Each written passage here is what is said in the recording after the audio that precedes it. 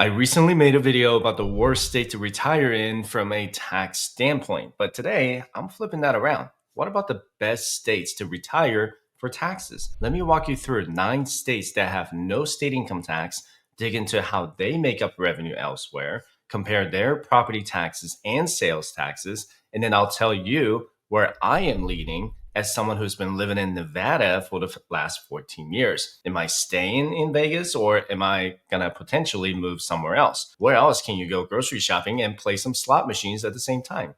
Only in Vegas. First things first, let's look at why these 9 states get all the attention. When you remove state income tax from the equation, your overall tax burden obviously drops. Let's take a hypothetical household income of $100,000, but remember, you still have to pay the IRS. So when we combine the federal income tax and the FICA taxes, that's your Social Security and Medicare contributions, these 9 states have a pretty attractive bottom line. Based on a study by Fidelity, for a single person making $100,000, the effective tax rate in these states average out to about 21.06%.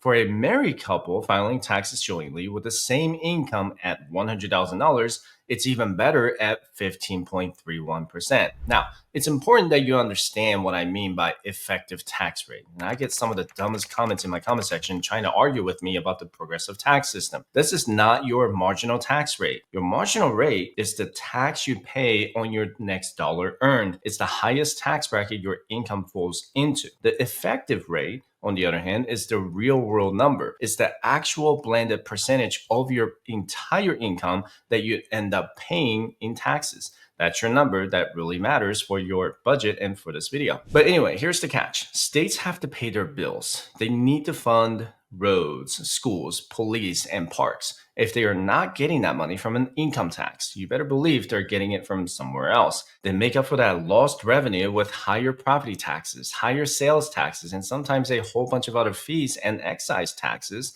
you might not see coming. There's no such thing as a free lunch, especially when it comes to the government. And here's something that might surprise you. When you look at the total tax burden, not just income tax, some states with an income tax actually end up being cheaper. For single filers making $100,000, states like North Dakota, Ohio, Arizona, and even Pennsylvania have some of the lowest effective tax rates in the country, even with their state income tax. And for married couples, the list is just as surprising. North Dakota, Ohio, New Jersey, and even California make the top of the list for the lowest tax burdens. And here's a fun fact for you. California, yeah, that California, famous for high taxes, is ranked as one of the most expensive states for a single person earning $100,000 with an effective tax rate of 25.37%. But get this, but for a married couple filing taxes jointly at that exact same income level, it's ranked among the 15 best states with an effective tax rate of just 16.78%. It goes to show you that your filing status and the specific state tax code can completely change the game. And I hate to tell you that I'm already married, so you're not going to be able to marry me to lower your taxes in California. And I don't want to live in California again, so sorry, ladies. So let's get into the big 9 states one by one and see where they get their money. First up, Alaska, the last frontier. Alaska has no state income tax or state sales tax, so it's up to the local governments to charge their own sales taxes. And I just went to Alaska in July for my mom's 70th birthday, and they have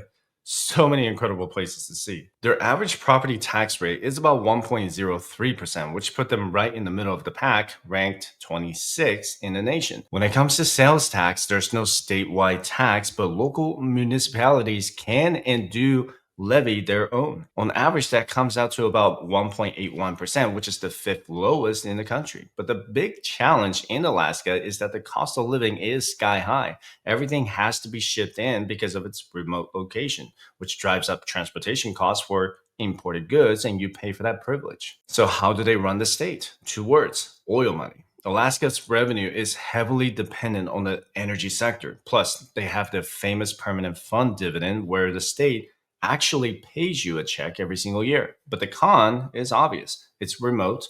The winters are harsh and it's not for the faint of heart. Let me know in the comment section down below if you're watching this in Alaska. I really enjoyed that trip that I took back in July. Next, let's head to the Sunshine State of Florida, which is a classic retirement destination for many decades. And you guys know all about those famous Florida man and, of course, Dexter Morgan, the Bay Harbor Butcher, right? I don't know why I said it like that. Florida's average property tax is 0.91%, ranking it 23rd. And again, it's pretty middle of the road. Their combined sales tax averages 7%, which is a little on the higher side, but not too terrible. The cost of living in Florida used to be a huge draw, but its popularity is catching up with it. It's now slightly above the national average and climbing fast, especially for housing and insurance. Now, when we talk about the pros, they're so obvious. Who doesn't love the amazing weather and no state income tax all in one package? But how do they fund everything? Tourism is a massive driver. The sales tax collected from tens of millions of visitors every single year funds a huge chunk of the state budget, along with those property taxes. They also add excise taxes on gas, alcoholic beverages, and tobacco. The con, it's getting crowded, and flood insurance can be brutally expensive. The skyrocketing insurance premiums are making it unaffordable for Floridians. All right, let's talk about my home state, Nevada. And our property tax rate is one of the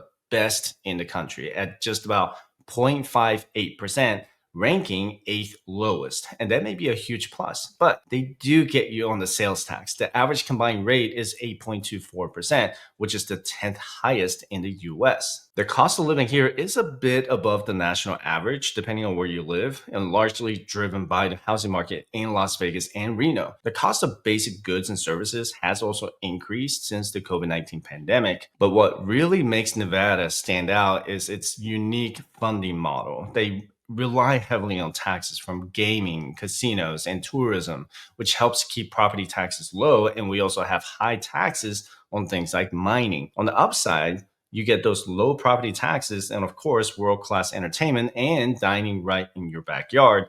But the trade-off, when tourism slows down, the state's budget feels the pain. And we're having a lower than expected tourism rate in 2025 in Las Vegas. And not to mention the desert summer heat is brutal. And I remember it was like 121 degrees about a year or 2 years ago. And the car registration fee in Nevada can be very high. I remember when I bought my Tesla Model 3, the car registration fee was over $900. And that was in 2018. So keep this in mind. Now, for a curveball, there's New Hampshire. Their state motto is live free or die. And they take that seriously when it comes to taxes. And they have no state sales tax, zero. But here's the hook. New Hampshire has the fourth highest property tax rate in the entire country at a whopping 1.93%. The cost of living is also significantly higher than the national average. So while you save at the cash register, you pay for it big time on your home, and that's how they fund the state, through sky-high property taxes. They also tax interest and dividend income, though that's being phased out. So the pro is no sales tax, but that massive con is that your property tax bill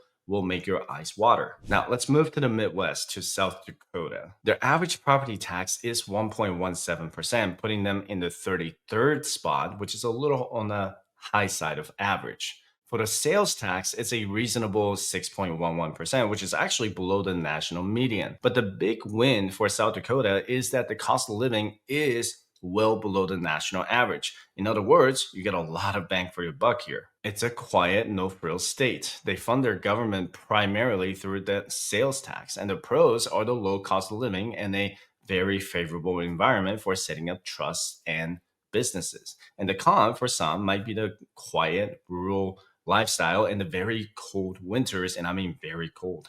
And I've been there several times already. Next, let's head down south to Tennessee, the volunteer state. And I went to Nashville 2 years ago, and I'm ready to go back again. Tennessee has some of the lowest property taxes in the nation, with an average rate of just 0.67%, ranking 12th best. Not as good as Nevada, but still good. But hold on to your wallet, because they make up for it with the single highest combined sales tax rate in the entire country at an average of 9.55%.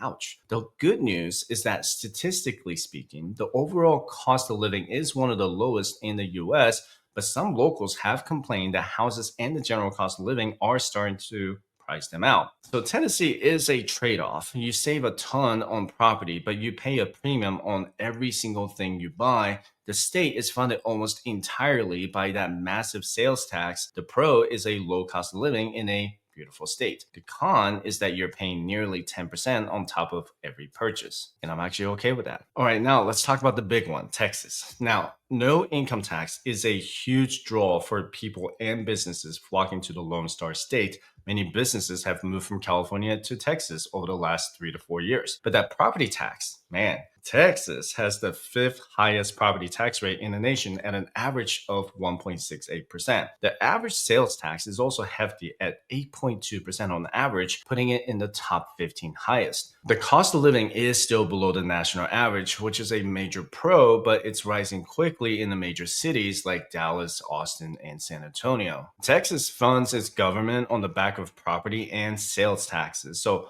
while you get to keep your whole paycheck from the state, a huge chunk of it is going to go right back to them through other means. The pro is a booming economy and a relatively low cost of living, while the con is one of the biggest property tax bills you will ever see. And I've been to San Antonio, Dallas, Austin, and several other cities over the years. And the humidity there for me was just it was very brutal for someone who's used to the dry air. And speaking of dry air, let's head to the Pacific Northwest and talk about Washington. Not Washington, D.C., but Washington State. I was stationed at Fairchild in Spokane for the first 6 years of my Air Force career. I had an absolute blast living there and partying at Gonzaga. Go Zags. Their average property tax rate is 0.94%, putting them at 25th, right in the middle. But their sales tax is the fourth highest in the nation with a combined average of 9.38%. And the cost of living, especially in the Seattle area, is one of the highest in the country. It's cheaper if you head east, but I remember how the cost of living also started to rise in the Spokane area. But here's where it gets even more interesting. On top of leaning heavily on the high sales tax, Washington has a state estate tax. This is a big deal. If your estate is over a certain amount, the state is going to take a piece before it ever gets to your heirs, which makes it a deal breaker for many. In my personal experience, I barely saw any sunshine in Washington, and that could be depressing for some people. And finally, we have Wyoming, the cowboy state.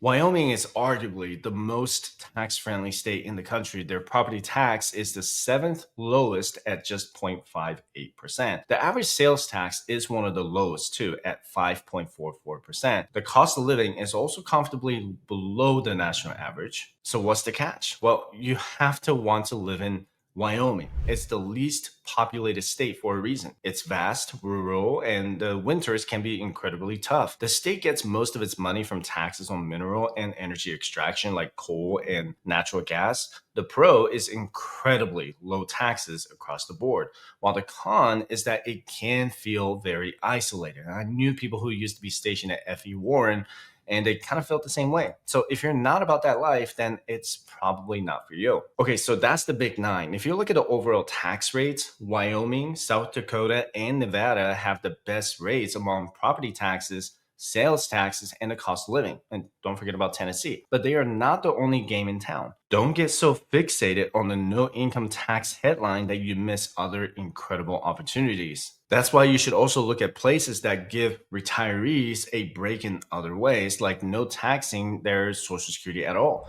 Only 9 states in 2025 still tax your Social Security benefits, and those are Colorado, Connecticut, Minnesota, Montana, New Mexico, Rhode Island, Utah, Vermont, and West Virginia. And the rest of the 41 states do not tax your Social Security income. West Virginia actually will phase out its state income tax on Social Security benefits starting in 2026. And even more important for many of you is how states treat your retirement account withdrawals. There are states with an income tax that completely exempt your 401k, IRA, and pension income from taxes like Illinois, Mississippi, and Pennsylvania. For someone living primarily off their retirement savings, this can be a much bigger deal than having no income tax at all. It all depends on where your money is coming from in retirement. So after all this, I get asked the question all the time. So, Sai, where do you plan to be? For me, personally, I plan to stay right here in Nevada, and it just hits the sweet spot for me. Not only do I genuinely like the lifestyle here, but the numbers work. The property tax is low, which is a huge anchor for stable costs in retirement, and the overall cost of living is still manageable. When I retire early, I plan to live in Vegas for at least 6 months, and then I'm going to live overseas for the other 6 months. Maybe I'll go to Iceland, Croatia, Thailand, Japan, and just travel the world for at least half a year. I used to live in Spokane up in Washington state, and while it's a beautiful state, the gray, gloomy weather just did not agree with me much. And I could see myself giving Tennessee a try, possibly in the future. The low cost of living and vibrant culture are very appealing, but I would have to get used to that humidity there. Now, I would love to hear from you guys. So let me know in the comment section down below if you live in any of these states and what your real world experience has been. Is the trade off worth it? And this has been another piece of a video, and I hope you got a lot out of it.